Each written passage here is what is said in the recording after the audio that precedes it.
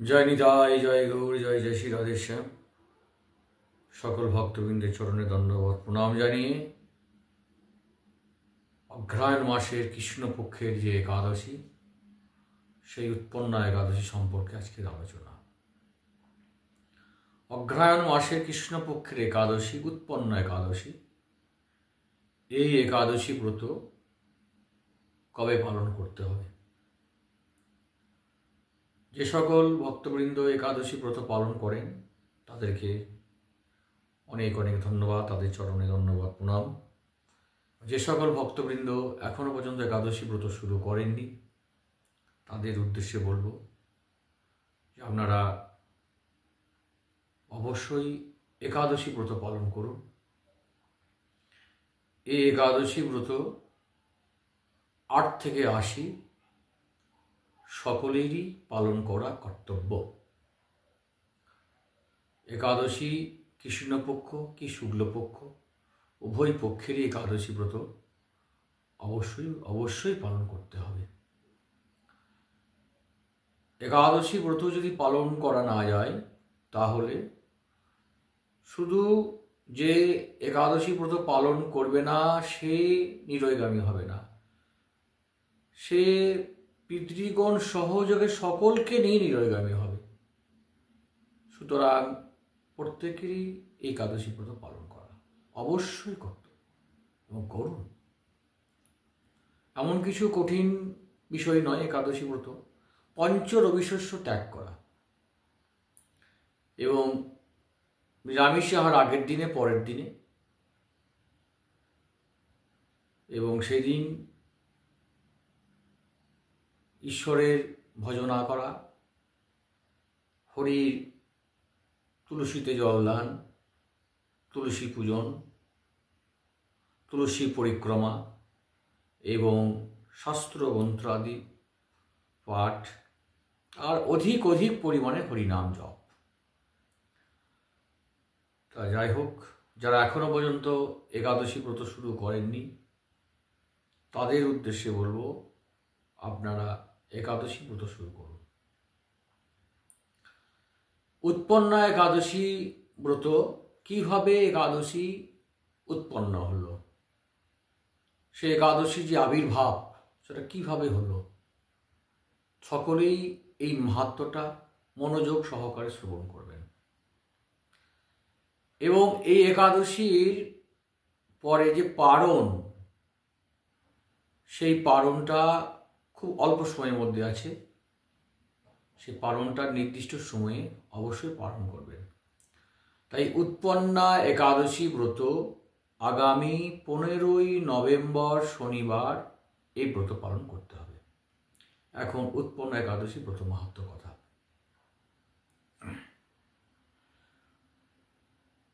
অর্জুন বললেন, হে দেব, অগ্রহায়ণে পুণ্যকারী কৃষ্ণপক্ষের একাদশীকে কেন উৎপন্না বলা হয় এবং কি জন্যই বা একাদশী পরম পবিত্র ও দেবতাদেরও প্রিয় তা জানতে ইচ্ছা করি।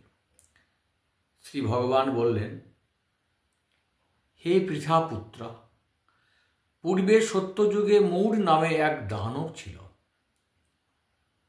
অদ্ভুত আকৃতি বিশিষ্ট সেই দানবের স্বভাব ছিল অত্যন্ত কৌপন।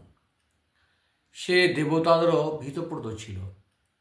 যুদ্ধে দেবতাদের এমনকি স্বর্গরাজ্য ইন্দ্রকে পর্যন্ত পরাজিত করে স্বর্গ থেকে বিতাড়িত করেছিল। এইভাবে দেবতারা পৃথিবীতে বিচরণ করতে বাধ্য হয়েছিল। তখন দেবতাগণ মহাদেবের কাছে গিয়ে নিজেদের সমস্ত দুঃখ সবিস্তারে বর্ণনা করলেন। শুনে মহাদেব বললেন, হে দেবরাজ, যেখানে শরণাগত বৎসল জগন্নাথ গরুধ্বজ বিরাজ করছেন তোমরা সেখানে যাও। তিনি আশ্রিতদের পরিত্রাণকারী, তিনি নিশ্চয়ই তোমাদের মঙ্গল বিধান করবেন। দেবাদিদেবের কথা মতো দেবরাজ ইন্দ্র দেবতাদের নিয়ে ক্ষীরসাগরের তীরে গমন করলেন। জলে শায়িত শ্রী বিষ্ণুকে দর্শন করে দেবতারা হাত জোর করে তার স্তব করতে লাগলেন। স্তুতির মাধ্যমে নিজ নিজ দৈন্য দুঃখের কথা তারা ভগবানকে জানালেন। ভগবান নারায়ণ বললেন, হে ইন্দ্র, সেই মূঢ় দানব কী রকম, সে কেমন শক্তিশালী তা আমাকে বলো। ইন্দ্র বললেন, হে ভগবান, প্রাচীনকালে ব্রহ্মবংশে তালজঙ্ঘা নামে এক অতি পরাক্রমী অসুর ছিল। তারই পুত্র সেই মূঢ় অত্যন্ত বলশালী, ভীষণ উৎকট ও দেবতাদের ভয় উৎপাদনকারী। সে চন্দ্রাবতী নামে এক পুরীতে বাস করে। স্বর্গ থেকে আমাদের বিতাড়িত করে তার স্বজাতি কাউকে রাজা, কাউকে অন্যান্য দিকপাল রূপে প্রতিষ্ঠিত করে। এখন সে দেবলোক সম্পূর্ণ অধিকার করেছে। তার প্রবল প্রতাপে আজ আমরা পৃথিবীতে বিচরণ করছি। ইন্দ্রের কথা শুনে ভগবান দেবদ্রোহীদের প্রতি অত্যন্ত ক্রোধান্বিত হলেন। তিনি দেবতাদের সঙ্গে চন্দ্রাবতী পুরীতে গেলেন। সেই দৈত্যরাজ শ্রী নারায়ণকে দর্শন করে পুনঃ পুনঃ গর্জন করতে লাগল। দেবতা ও অসুরের মধ্যে তুমুল যুদ্ধ হয়ে গেল। যুদ্ধে দেবতারা পরাজিত হয়ে এদিকে ওদিকে পালিয়ে গেল। তখন যুদ্ধক্ষেত্রে শ্রী নারায়ণকে একা দেখে সেই দানব তাকে দাঁড়াও দাঁড়াও বলতে লাগলো। শ্রী ভগবান ক্রোধে গর্জন করতে করতে বললেন, রে দুরাচার দানব, আমার বাহুবল দেখ। এই বলে অসুরপক্ষী সমস্ত যোদ্ধাদের দিব্য বাণের আঘাতে নিহত করতে লাগলেন। তখন তারা প্রাণ ভয়ে নানা দিকে পালাতে লাগল। সেই সময় নারায়ণ দ্বৈত সেনাদের মধ্যে সুদর্শন চক্র নিক্ষেপ করলেন। ফলে সমস্ত সেনা ধ্বংসপ্রাপ্ত হল। একমাত্র মূঢ় দানবী জীবিত ছিল। সে অস্ত্রযুদ্ধে নারায়ণকে পরাজিত করল। তখন নারায়ণ দৈত্যের সাথে বাহুযুদ্ধে লিপ্ত হলেন। এইভাবে দেবতাদের হিসেবে 1000 বছর যুদ্ধ করেও ভগবান তাকে পরাজিত করতে পারলেন না। তখন শ্রীহরি বিশেষ চিন্তান্বিত হয়ে বদরিকা আশ্রমে গমন করলেন। সেখানে সিংহাবতী নামে এক গুহা আছে। এই গুহাটি একদ্বার বিশিষ্ট, 12 যোজন অর্থাৎ 86 মাইল বিস্তৃত। ভগবান বিষ্ণু সেই গুহার মধ্যে শয়ন করলেন। সেই দৈত্য তার পিছন পিছন ধাবিত হয়ে গুহার মধ্যে প্রবেশ করল। সে বিষ্ণুকে নিদ্রিত বুঝতে পারল।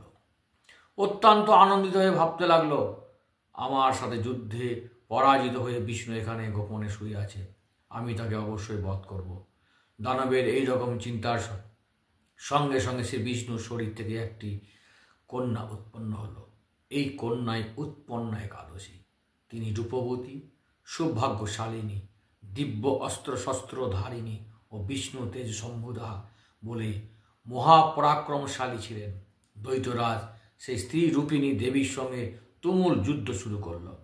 কিছুকাল যুদ্ধের পর দেবীর দিব্য তেজে অসুর ভস্মীভূত হয়ে গেল। তারপর বিষ্ণু জেগে উঠে সেই ভস্মীভূত দানবকে দেখে বিস্মিত হলেন। এক দিব্য কন্যাকে তার পাশে হাত জোর করে দাঁড়িয়ে থাকতে দেখলেন। বিষ্ণু বললেন, হে পরাকান্ত উগ্রমূর্তি, এই মূঢ় দানবকে কে বধ করল? যিনি একে হত্যা করেছেন তিনি নিশ্চয় প্রশংসনীয় কর্ম করেছেন।